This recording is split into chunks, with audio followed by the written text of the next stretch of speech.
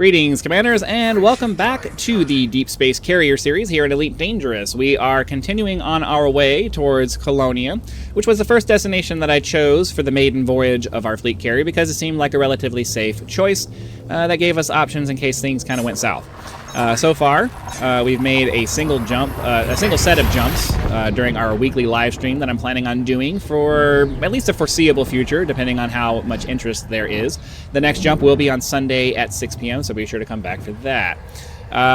Before we get too far into the video, I'd like to ask you to help us to reach our next subscriber milestone of 10,000 subscribers by pressing that subscribe button. The number only goes up if you actually press that button, so be sure to go ahead and do that. Hit the like button to help the video spread out to other people so that they have a chance to subscribe as well.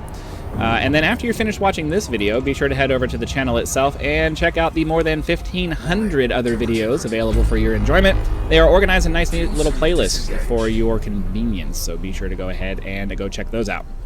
I am a very eclectic gamer, so there's bound to be something there that will interest you. So we have a few bodies in this system. We did find a tritium hotspot over near where the next destination is for our carrier. The next weekly destination is.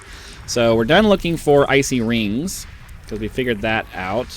So now we're just looking for biological signatures at this point. And, you know, anything else that might pop up as something... Okay. Anything else that might pop up as something interesting to go look at. But realistically, now we're on our way back to the carrier. I've made a point of the fact that we're going to be jumping while on the carrier, but that's not necessarily a hard, set-in-stone kind of thing that we're doing. My thought process is that because we're doing the weekly live stream carrier reposition that I'm planning on doing every week is mostly so that people who want to come along for the ride are able to kind of come hang out and we can do kind of a live hangout session on the carrier. That's why I'm going back to the carrier now to go, you know, try to be back for Sunday, which as of the publishing of this video should be, you know, 2 days away, I think. You don't have to go back. You can move the carrier from anywhere in the galaxy. You don't have to go back to do that. I'm just choosing to do that because I want to be on the carrier when we move it so that anybody who wants to come hang out on the carrier with us during the live stream, I'll be there to hang out with you guys. So that's kind of the idea behind that. I know it doesn't make a sense from an efficiency standpoint, but, you know, whatever. Also, I want to... Unfortunately, the new ship announcement came out after I had already recorded a couple of videos because I'm kind of stacking videos for my weekend. So this video is going to publish a couple of days after I released my opinion video on that ship. So unfortunately, you know, whatever. But a couple of people have... leveled some I don't want to say leveled some concerns. They have pointed out some things that they think are valid reasons why you would do this or that, and I can't disagree with those. I mean, everybody has their own way of doing space exploration. I consider myself a very experienced explorer, but obviously there are things that I just don't participate in, just like other parts of the game. I don't do Thargoid stuff. But I have a fair bit of combat experience, you know, so I don't consider myself an Elite Dangerous expert because there's just a lot of things I don't participate in, and the breadth of my knowledge is not exactly is not exactly something I would say I'm an expert in this game, because I'm not the kind of person who fixates on one thing long enough to learn all of the ins and outs of it enough to become an expert. I have been and probably always will be, in most aspects of my life, a jack-of-all-trades kind of person, because I get bored with things, and I can't just sit there and keep doing the same thing over and over again and refining it and refining it and refining it until the point that I am like a master of anything, because I can't focus on something that long. I get bored. I don't want to. I just can't do that. So when it comes to this game, I feel like I'm experienced enough in most of the areas of the game, and just about every area of the game, to be able to give you a reasonable opinion, and obviously that's going to come from my point of view. I mean, when we look over here, I'm a dangerous combat rank because I put that time in. Explorer, that's what I've focused on mostly. I've got elite in the trade rank. Never really did much in the CQC. Soldier in the mercenary rank, but that's mostly from just leveling up my suits. And then exobiology, we're still working on that. That's part of the explorer / exobiology. But you can see I'm not a noob in any of the categories except for the CQC thing, because I don't think that's really something that too many people focus on anyway. So, you know, I have some serious what am I doing? I have some serious experience in a lot of various areas of the game, but I'm not a master. So obviously my opinion is going to come from a place of, hey, there's parts of every aspect of the game that I just don't participate in, that I don't know anything about because I don't participate in it. And when I say that something is useless, you should always assume that that comes from a, hey, useless from my point of view. Useless in the way that I do exploration. Useless in the way that I do this or I do that. And a lot of that comes down to the fact that, you know, at least from my perspective, there's a lot of things that you could participate in that I don't necessarily find valuable. I don't particularly care about accolades. I don't care about being the first to find something. Like that's a prestige thing that I've never really given a crap about. I'm not the kind of person who's seeking recognition from anybody as far as, hey, I want to be the first to do this, or I want to be the best at this, or I don't care about those things. Like other people's opinion of me doesn't matter. So when, you know, so anything that is focused on, you know, trying to impress people, I don't care.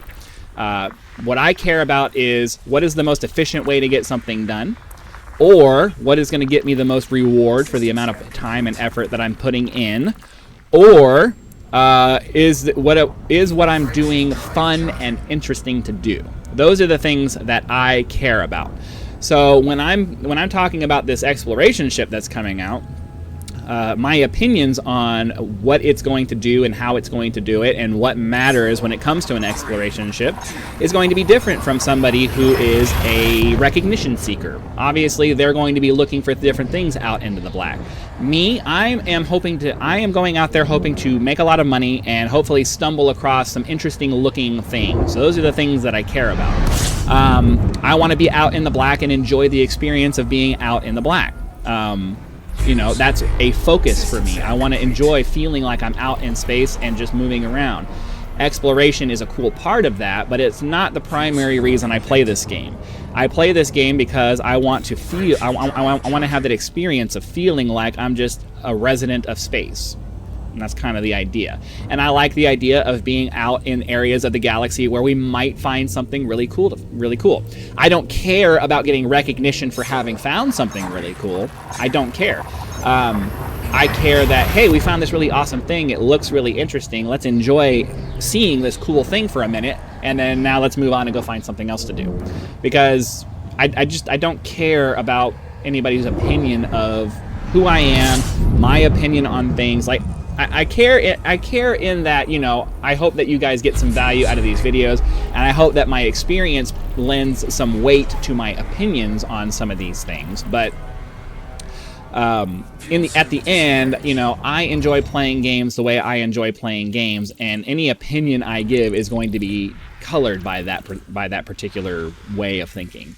So when I'm playing a game and when I'm looking at ships and when I'm looking at, you know, the way that certain things work, I'm looking at it from the perspective of, you know, is this thing that they're doing going to make it more fun to play?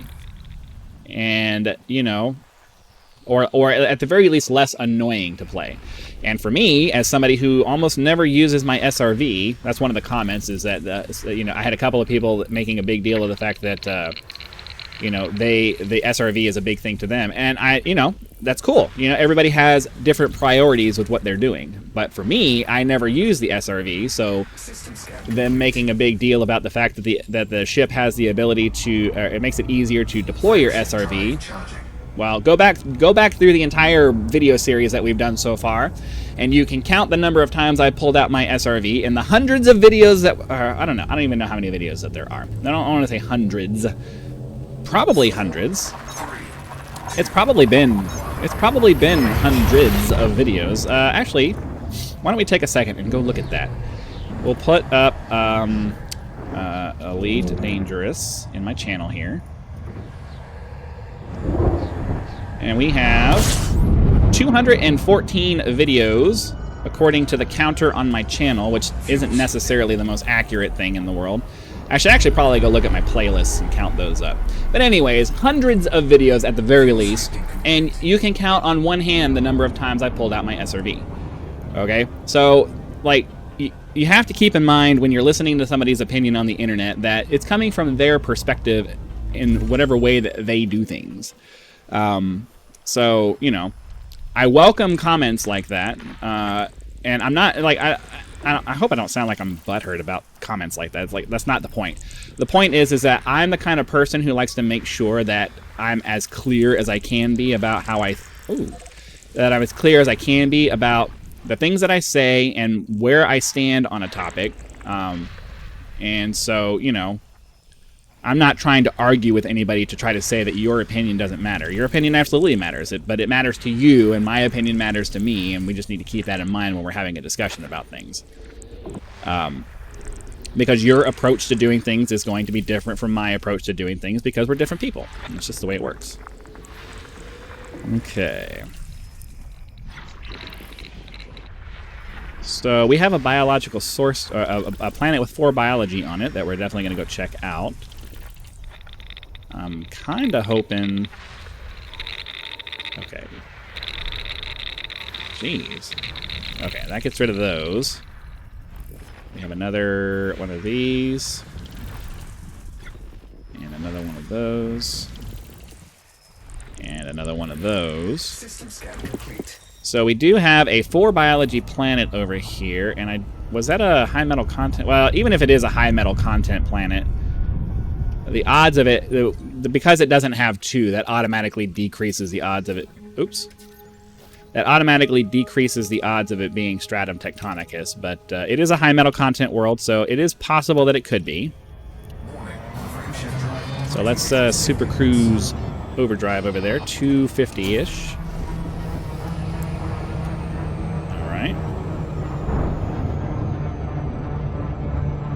Unfortunately, I still have, I don't know. There's something about the Super Cruise Overdrive that I struggle to get the timing of it down.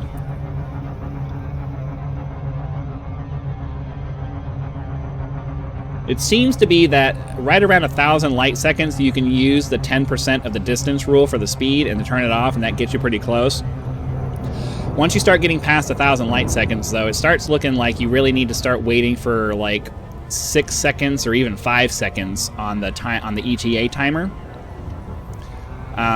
because it rightfully aggressively slows you down once you turn the Super Cruise Assist or Super Cruise Overdrive, like the Super Cruise boost off. So even if you shoot it down to say like 5 seconds, the aggressive deceleration should bring the time back. But I don't know. I got to keep experimenting with it until I figure out the proper way of, you know, getting to a planet with the overdrive in the most efficient way possible. I don't know. We'll see.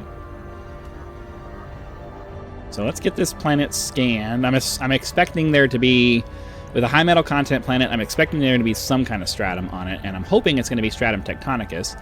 And then if we're lucky, we're still, this entire trip out to Colonia, I'm not counting on a first footfall because we're basically going along a major travel route. So many people will have flown through this that, yeah. I did get a message when I logged in that we have had our first 31 million weekly credit carrier maintenance fee. Ouch. Ouch. I'm hoping that when we get back to the carrier and sell our stuff off at Vista Genomics that we make at least a profit off of a profit, though. Are you serious? Not a single stratum. Okay. I think we'll go for Alioida then, because that seems to be the reasonable one. I made a big deal of the fact that I don't care about the lights. If you watch any of my videos, you know that I always land on the light side of a planet because I'm looking for exobiology, and I almost never need to do anything in the dark. And I also have night vision, and my suits have night vision, so I don't care about the lights. Some people seem to care about that, I guess. I would. A lot of times when I bring these things up as responses to comments is mostly because I want to A, explain my point of view, and then B, provide you guys a chance to respond to my expanding on things. So I'd be interested to know if you have, for somebody who has, is it just because you don't have night vision, or is there a reason to have like extensive lighting under your ship for somebody who does have night vision? Like, obviously, I'm not saying they shouldn't have it. Like, if it's something they can add, I'm not saying it's a bad thing or that they should remove it. My point is mostly that they're making a big deal of the fact, like, they went out of their way to like point it out and make a feature out of it, and I'm like, I don't know that it's that important. You know what I mean? I don't know that it's important enough to have brought up as a major feature in your release of the ship. Like, I'm not saying that it shouldn't be there. I'm not, like, that's not the argument that I'm making. The argument that I'm making is that when they showcase a ship and they're bringing out a list of features that they're talking about, I don't see floodlights under the ship as something that's really worth talking about. Like, I don't care. I have night vision on both my ship and in my suits, so having floodlights under my ship to make seeing things right under my ship, why? Alright, so it doesn't look like we're going to have any luck trying to do anything here because the terrain is just ridiculously stupid. So we're just going to go ahead and leave and head off to the next system. So, yeah.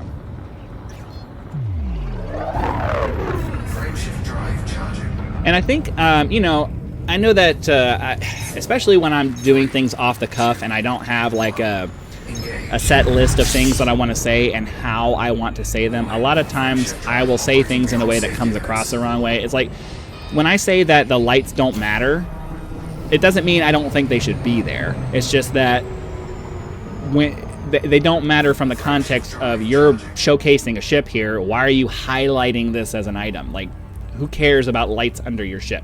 Have you ever been in a situation where you went to a place and you were like, man, I wish I had lights under my ship here?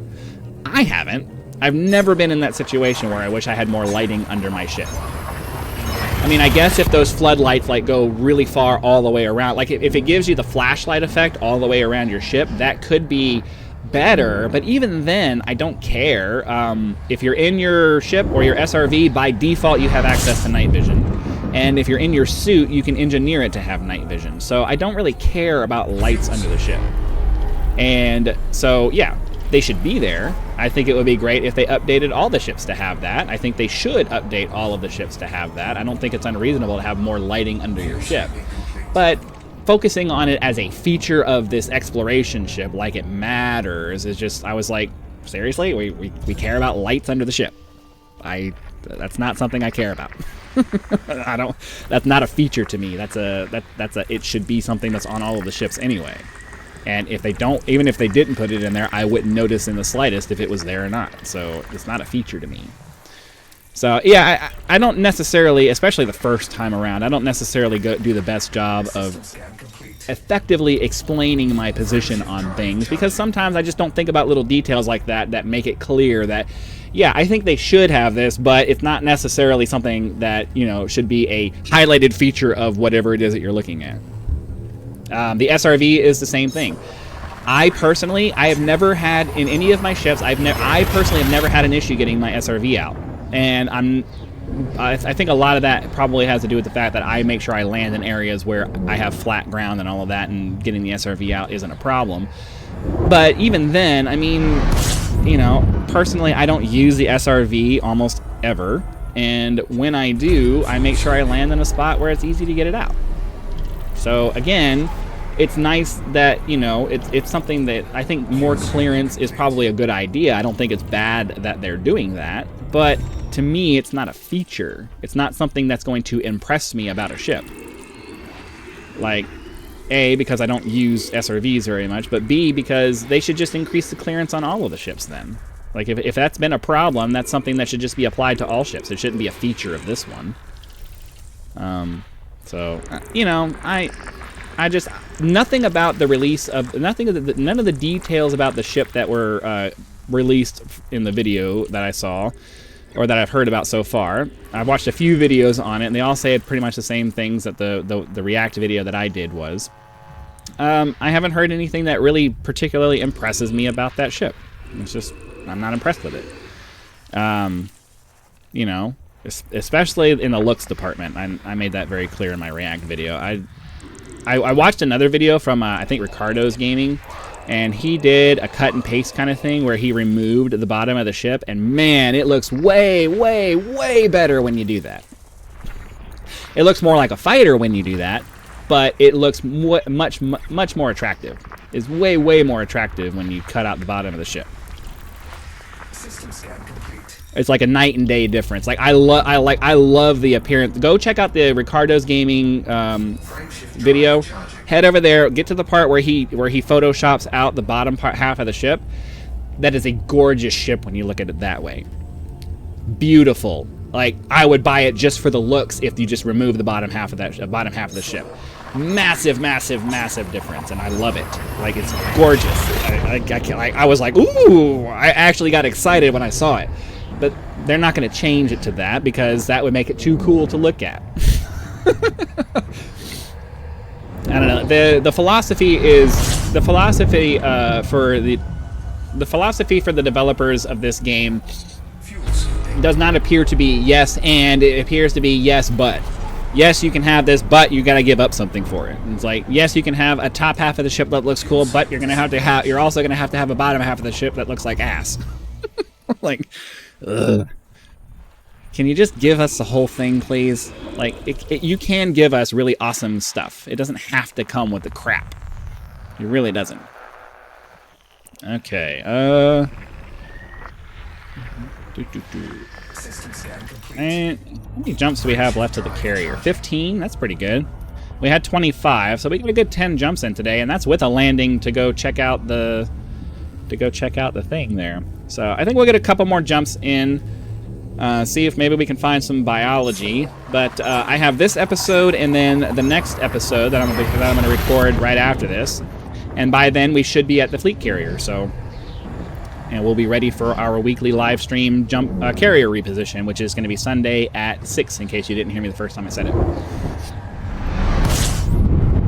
So be sure, if you want to come hang out, the carrier location is in the channel description on my Discord for the fleet carrier. It says the current location, and I will try to always remember to update that with the current location of the fleet carrier, so that anybody who wants to come join us for the ride will be able to locate the system and fly yourself out to it. Let's see here. Are we going to find any biology in this system? I'm not going for one. Geological. Oh.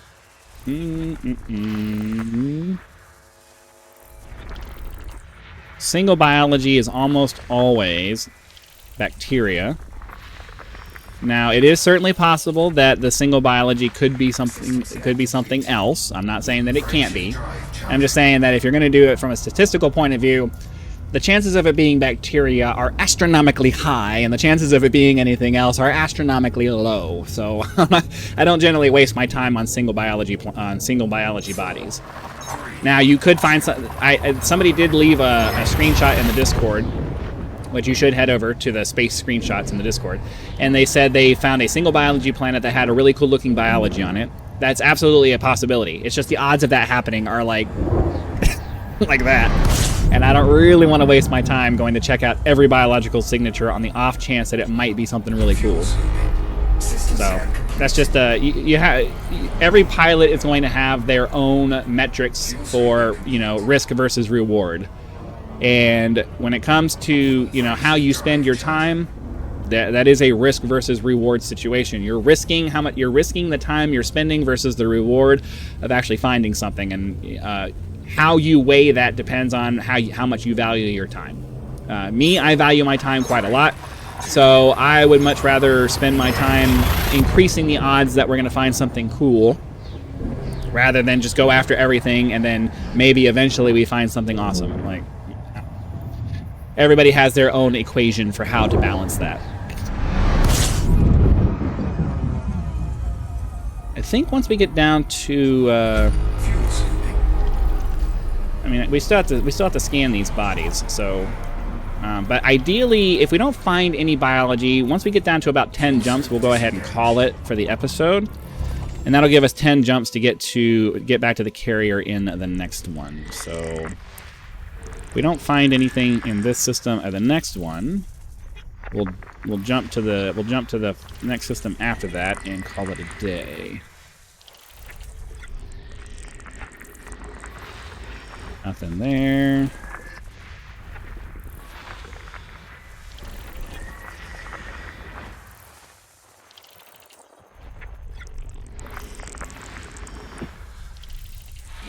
As I say, I think this is the gas giant here, which should be surrounded by some moons.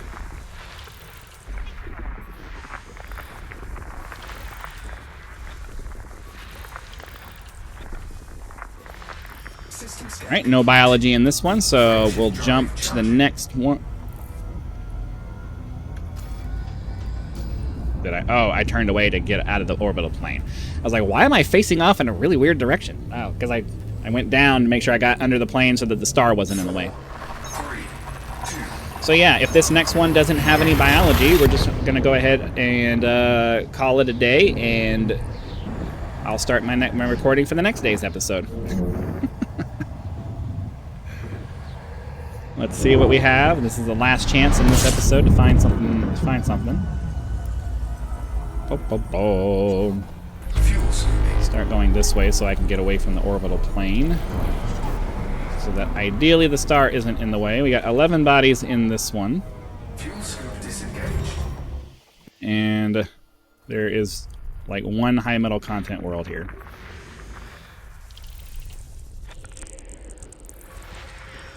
Alright. Oh, no, there's two.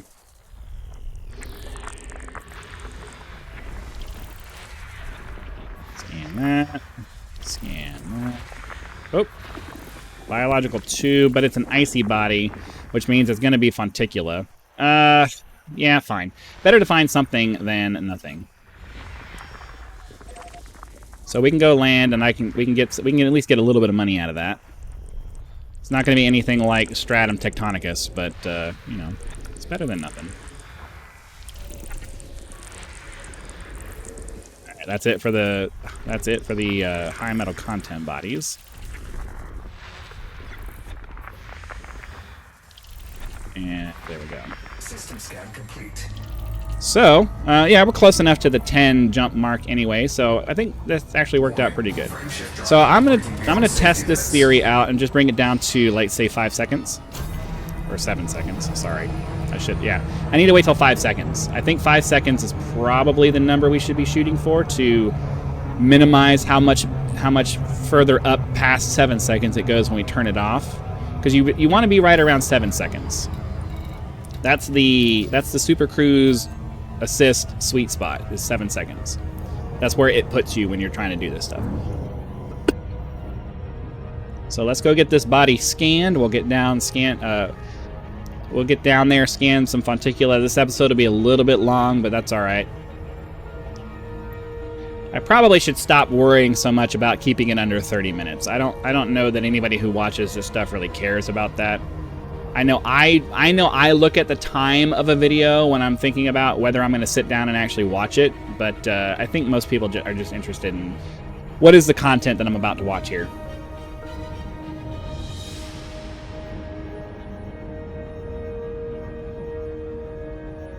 Get close enough to do the scan, then we'll go scan some space mushrooms and call it a day.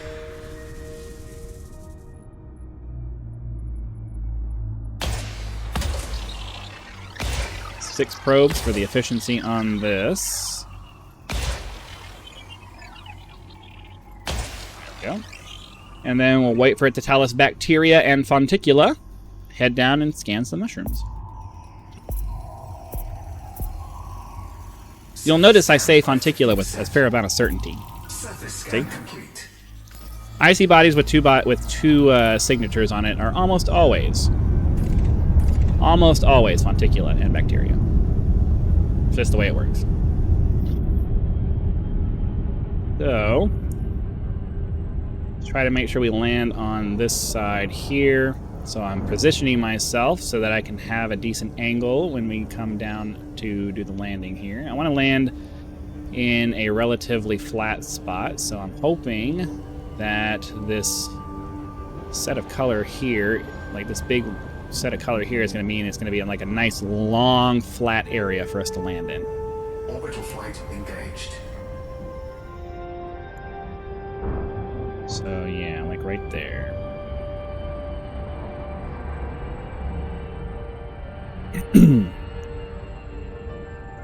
Speed up, speed up. All right, I think we're close enough now that max throttle will allow us to enter the glide.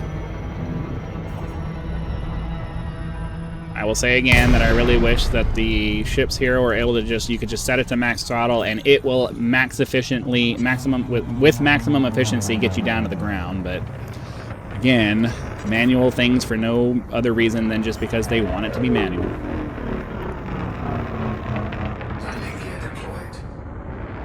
Okay, I will turn on the night vision to highlight the mushroom shapes.